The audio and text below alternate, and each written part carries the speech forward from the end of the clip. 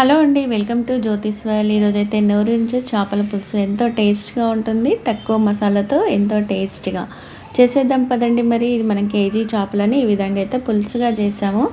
ఏ విధంగా అనేది ఒకసారి చూసేద్దాం పదండి. ముందుగా కేజీ చేపలను అయితే ఈ విధంగా మంచిగా కడుక్కోవాలి.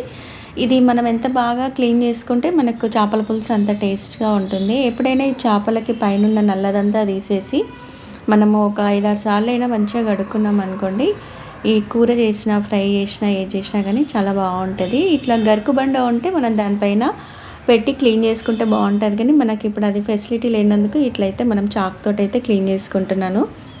ఈ చేపల క్లీనింగే మనకు కొంచెం 1/2 అవర్ అట్లా టైం పడుతుంది, కానీ మనం కూర వండుకోవడానికి 10 నిమిషాలలో అయిపోతుంది. ఇప్పుడు దీన్ని ఏమేమి వేయాలనేది ఒకసారి అయితే చూపిస్తాను. ముందుగా ఇదంతా ఒకసారి కడిగేసిన తర్వాత దొడ్డుప్పు ఉంటే మీ దగ్గర వేసుకోండి, కొంచెం నిమ్మరసం ఉన్నా. మళ్ళీ ఒకసారి అంతా కలిపేసి వీటిని అయితే నీళ్ళు పోసి ఒకసారి కడిగేసుకోండి. తర్వాత ఇందులో ఏమేమి వేయాలనేది చూపిస్తాను. మనం ఇదంతా కూడా కేజీ చేపలకి చూపిస్తున్నాను మసాలాలు. మీరు అదే ఎక్కువ క్వాంటిటీలో అయితే ఈ మసాలాలన్నీ ఎక్కువగా వేసుకోండి. ఇప్పుడు 1/2 స్పూన్ పసుపు వేసిన ఇంట్లోని 1 స్పూను ఉప్పు వేసుకుంటున్నాను. నేను కూరకు సరిపడినంత వేసుకుంటున్నాను. తర్వాత మనం టేస్ట్ చూసి ఏమైనా తగ్గినట్టుంటే మళ్ళీ వేసుకుందాము. 2 స్పూన్ల వరకు కారం. ఇదేంటంటే కారం ఎక్కువగా ఉంది, నేను 2 స్పూన్లు వేసుకుంటున్నాను. మీరు కారం తినేదాన్ని బట్టి అయితే వేసుకోండి. ఇంకొక స్పూన్ వరకు అల్లం వెల్లిగడ్డ పేస్ట్. అల్లం వెల్లిగడ్డ పేస్ట్ ఎప్పుడైనా కానీ ఫ్రెష్గా ఉంటే బాగుంటుంది నాన్ వెజ్ కూరలకి. ఇవన్నీ కూడా మంచిగా ముక్కకు పట్టుకునేటట్టుగా మనం కలుపుకుందాము. మనం ఇవన్నీ కలిపి పెట్టేసుకున్నాం అనుకోండి, మనం కూర 10 నిమిషాలలో అయితే రెడీ అయిపోతుంది. చూడండి, ఇవన్నీ కూడా మంచిగా కలిపేసి మూత పెట్టి పక్కన పెట్టేసుకుందాము. ఈ చేపల పులుసు ఎక్కువ చిక్కగా కాకుండా మనకి మామూలుగా పల్చగా ఎంతో టేస్ట్గా ఉంటుంది. చింతపండు రసం కూడా తక్కువ వేసి మనం మామిడికాయతో అయితే చేస్తున్నాము. ఇప్పుడు ఇంట్లోకి మెయిన్ మసాలా వచ్చేసి 1/2 స్పూన్ సాజీరా, 2 చెక్క, ఇలాచి, 2 లవంగాలు, 1 స్పూన్ వరకు గసగసాలు. ఈ గసాలు వేస్తేనే ఈ పులుసులో మంచి టేస్ట్గా ఉంటుంది. తప్పకుండా అయితే ఇవి వేసుకోండి. ఈ ప్లేస్లో మీరు కాజు అయినా వాడుకోవచ్చు. చిన్న ఉల్లిగడ్డలు ఉంటే ఒక 5-6 ఈ విధంగా కట్ చేసి వేసుకోండి. పెద్ద ఉల్లిగడ్డ అయితే ఒకటి సరిపోతుంది. ఇవన్నీ ఇట్లా మనం అన్నీ మిక్సీ పట్టుకోవాల్సి ఉంటుంది. చూడండి, ఇంట్లోనే కొంచెం 1/2 స్పూన్ అంతా అల్లం వెల్లిగడ్డ పేస్ట్ మనం ముందు వేసుకున్నాం కదా, ఇది అందులోనే 1 స్పూన్ వరకు ధనియాల పొడి, మీరు ధనియాలైనా ఉంటే వేసుకోవచ్చు. జీలకర్ర మెంతుల పొడి 1/2 స్పూన్ వరకు.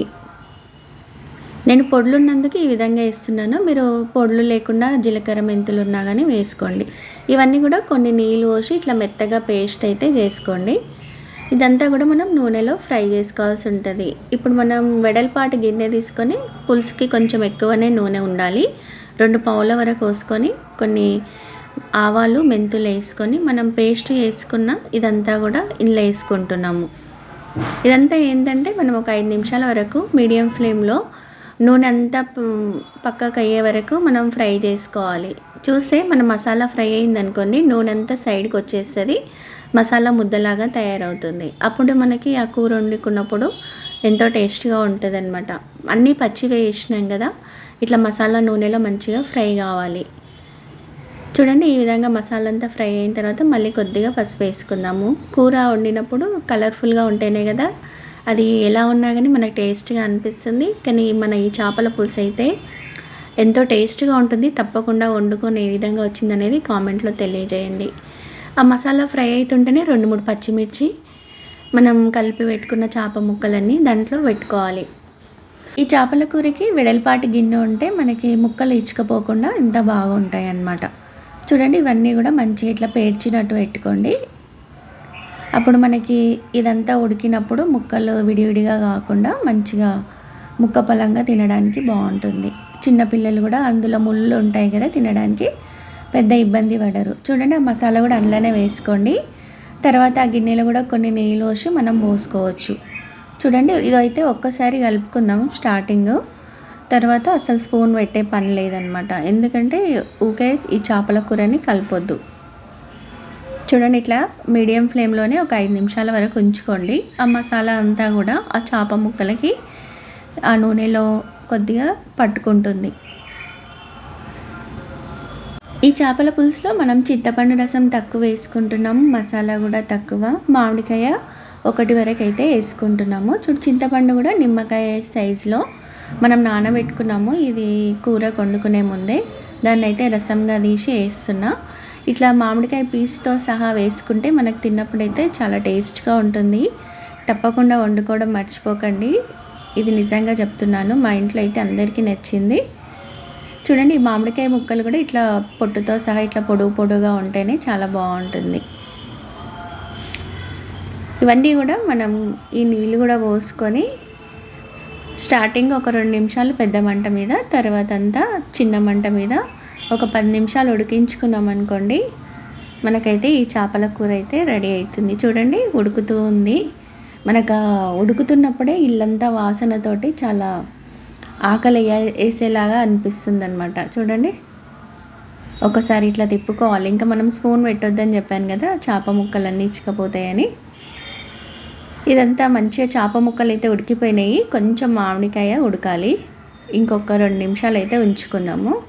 ఈ లోపల కొద్దిగా ఉప్పు సరిపోయిందా చూసుకుందాం.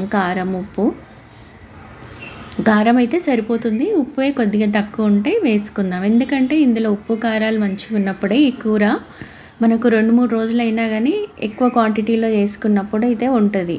ఇంకా ఇదే కూర మనం కుండలో వండుకున్నాం అనుకోండి, ఇంకా అసలు మాటలు లేవన్నమాట, అంత బాగుంటుంది. మనకైతే ఉప్పు కూడా చాలా బాగా సరిపోయింది. కూర అయితే చాలా సూపర్గా ఉంది. పిల్లలైతే ఆకలేస్తుంది అనేస్తున్నారు. చూడండి, ఈ ముక్కను ఒకసారి అయితే మామిడికాయ ఉడికే వరకు అయితే ఒక 2 నిమిషాలు అయితే ఉంచుకుందాము.